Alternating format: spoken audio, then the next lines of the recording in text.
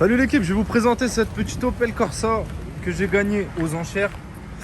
Hop, elle a un super beau petit intérieur avec le GPS, elle a les radars de recul. J'ai fait une bonne petite affaire, je vous en parlerai un peu plus, des jantes, mais il y a de la carrosserie. Voilà, donc je vais faire l'aile arrière, le pare-choc arrière. Elle est belle, hein. Dommage, le seul bémol c'est que c'est une 3 portes. De ce côté là il est propre. Chez le mécano, on est en train de faire une voiture déjà. On va lui faire une petite beauté. Bon l'équipe, j'ai récupéré la Opel Corsa, donc elle est passée en carrosserie et on lui a refait une petite beauté. Donc vous vous rappelez déjà, il y avait le pare-choc, donc là qui est tout clean, et on avait l'aile. Donc là il a plu, donc vous allez peut-être pas très bien voir, mais en tout cas elle est toute propre, donc je vous refais le tour. Je sais plus si je vous avais fait correctement le tour de la voiture. Opel Corsa 3 portes. Elle a 185 000 km. C'est une diesel 1,3 litre CDTI. Donc je vous rappelle que les 5 portes se vendent un petit peu plus cher. Mais celle-là, elle a pas mal d'options. Radar de recul. Les jantes, la couleur, franchement, elle est sympa. Et je vais vous faire voir un petit peu l'intérieur, qui est pas mal. Hop, que je vais mettre en vente. Aujourd'hui, je vais simplement la ramener en mécanique et je vais vous expliquer pourquoi. Donc voilà, ils sont pas mal ces petits sièges là avec le semi-cuir. Alors je sais pas c'est quoi cette finition. Et vous avez le GPS, le tableau de bord. Hop. Donc 2 vitres électriques, hein. C'est une 3 ports, donc il n'y a pas de vitre électrique. À l'arrière, boîte 6. Donc voilà, 185 000 km. Et je vous parlerai chiffres à la fin de cette vidéo. Et quand elle sera vendue, je vais vous parler un petit peu plus de la mécanique maintenant. Donc voilà, on a le voyant entretien, révision. Donc on va aller mettre un coup de valise pour savoir ce que c'est. Alors comment je sais que c'est pas simplement la révision, la vidange? Parce que j'ai essayé de remettre à zéro le compteur. Et en général, même si on ne fait pas la vidange, si on remet à zéro le compteur, ce voyant part. Si c'est un autre problème, le voyant ne part pas. Donc bien sûr, dans tous les cas, j'allais faire ma révision, hein, mais c'était simplement pour savoir si c'était un problème qui était un petit peu plus important. Donc on va aller mettre un coup de valise, on va voir ce que c'est et je vous dirai ce que c'est. Deuxième bémol, le voyant airbag. Donc voilà, que vous voyez ici. Je pense que c'est pour le siège passager. Donc je vais ramener ça en mécanique et puis je vous tiens informé. Voilà pour les petits problèmes mécaniques. C'est une distribution à chaîne, donc distrib à chaîne. Donc il n'y aura pas de distribution de ce véhicule parce que 185 000 ça aurait été bientôt l'heure. Ça serait une distribution normale. Donc voilà les gars. L'équipe, je vous reprends cette vidéo. Donc la Opel Corsa, toutes les réparations nécessaires ont été faites. La carrosserie, comme vous avez pu le voir dans la vidéo précédente. Et maintenant, je vais vous parler de tout ce qu'on a fait au niveau de la mécanique. On va parler chiffres et la voiture, elle a été vendue. Donc pour commencer, s'il vous plaît les gars, si vous voulez faire de l'achat-revente et gagner de l'argent, écoutez-moi, achetez des Opel Corsa. C'est vraiment un achat sans risque. C'est des voitures qui se vendent super vite et très bien. La preuve, je vous ai fait plusieurs vidéos sur des Opel Corsa.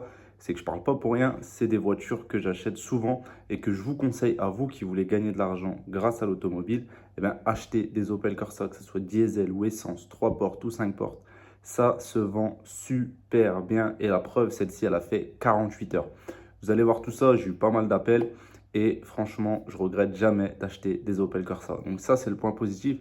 Le point négatif, c'est que sur ces Opel, en général, que ce soit Corsa, Opel Zafira, Astra, on a souvent des petits voyants sur le tableau de bord. En tout cas, moi, personnellement. Et niveau motorisation, ça roule très bien. Mais voilà, il y a pas mal de voyants souvent qui s'allument pour rien, pour un oui ou pour un non sur le tableau de bord. Malgré que la voiture, elle roule nickel, super bien. En l'occurrence, celle-là, elle avait, comme je vous avais fait voir, un voyant d'alerte, de révision sur le tableau de bord. Pourtant, elle roulait très bien. Et je vais vous expliquer ce que c'était. Donc, en fait, c'était le capteur de pression de carburant. Donc, on a passé un diagnostic à la balise que j'ai changé. donc qui a été chose faite. Et ce voyant, je l'ai acheté, où est-ce qu'il est? 56 euros. Donc je vais vous mettre aussi la capture d'écran. Je l'ai acheté sur Autodoc. C'est là où j'achète pas mal de pièces auto avec Oscaro. Je varie souvent entre les deux. J'achète aussi dans les magasins de pièces auto, Carter Cash, etc. Mais quand il n'y a pas, voilà, je varie sur Oscaro ou Autodoc et je cherche la pièce la moins chère. Donc ce capteur de pression de carburant a été changé. Je l'ai acheté 56 euros. Ensuite, on avait aussi le voyant airbag. Je vais réussir. Qui s'affichait une fois sur deux. Des fois, il y était, des fois, il n'y était pas. Donc ça a été changé aussi. C'était aussi un capteur qui a été changé et j'ai acheté ce capteur 43 euros. Donc voilà pour les petites bricoles. Vous avez vu, j'avais fait la carrosserie. Vendre la voiture comme ça avec ces voyants-là, non, je ne le fais pas parce que voilà, dans un premier temps, ça va faire reculer pas mal de personnes. Et quand je vends une voiture, pas parfaite parce que ça reste de l'occasion, mais voilà, sans problème mécanique, voilà, ça rassure les gens et les gens achètent. Je ne vous dis pas qu'avec ce voyant-là, je n'aurais pas vendu la voiture, mais je ne l'aurais peut-être pas vendu aussi rapidement et je ne l'aurais peut-être pas vendu le prix que je l'ai vendu. Donc, je vais vous parler de tous les frais et le prix total de revient pour ce véhicule. Donc, cette voiture, je l'ai achetée 1800 euros. Je l'ai achetée sur un enchère. Et sur ce site aux enchères, les frais sont pas mal élevés. Donc, j'ai eu 500 euros de frais. La voiture me revient à 2300 euros. Une question qui me revient souvent, que je vous explique en détail dans la formation, vous êtes beaucoup à me le dire aussi en commentaire, etc. Ouais, mais les frais, c'est super cher. Quand on achète une voiture, que ce soit vous, vendeur de voiture, futur vendeur de voiture, particulier pour le très peu de salles d'enchères ouvertes aux particuliers, les gens prennent en compte les frais en fait. Donc au final, ça revient au même. Que vous aurez eu pour cette voiture, donc que moi qui me revient à 2300 euros, voilà, c'était l'enchère maximum auquel je voulais aller. Bon, je pouvais aller plus haut hein, pour quand même gagner un bénéfice, mais voilà. Partons du principe où mon enchère max aurait été 2300 euros. Je me serais dit, il faut que cette voiture me revienne à 2300 euros. Et bien là, je savais qu'il fallait que j'enchérisse maximum jusqu'à 1800 euros parce que j'allais avoir 500 euros de frais d'enchère. Maintenant, ça aurait été l'inverse. Si la voiture me serait revenue, j'aurais voulu en tirer max 2300 euros et par contre, en l'occurrence, j'aurais eu que 300 euros de frais d'enchère. Et ben, je me serais dit, je peux enchérir jusqu'à 2000 euros. Donc moi, comme le voisin marchand à côté, vendeur de voitures, c'est pareil pour tout le monde. Donc au final, ça revient au même. Voilà, donc je voulais répondre à cette question. Donc 2300 euros, j'ai fait 200 euros de carrosserie. 56 euros mon capteur de pression de carburant, 50 euros mon contrôle technique, 50 euros ma vidange avec la manœuvre. Mon capteur, donc on est à 43 euros, 60 euros de main d'œuvre pour mon capteur de pression de carburant avec mon capteur airbag, 30 euros d'annonce, donc cette voiture me revient quasiment à 2790 euros. Donc, combien j'ai vendu cette voiture en 48 heures? Eh bien, c'est simple, 3990 euros. En plus, je comptais pas la mettre à ce prix-là, je voulais la mettre un petit peu moins cher, 3007.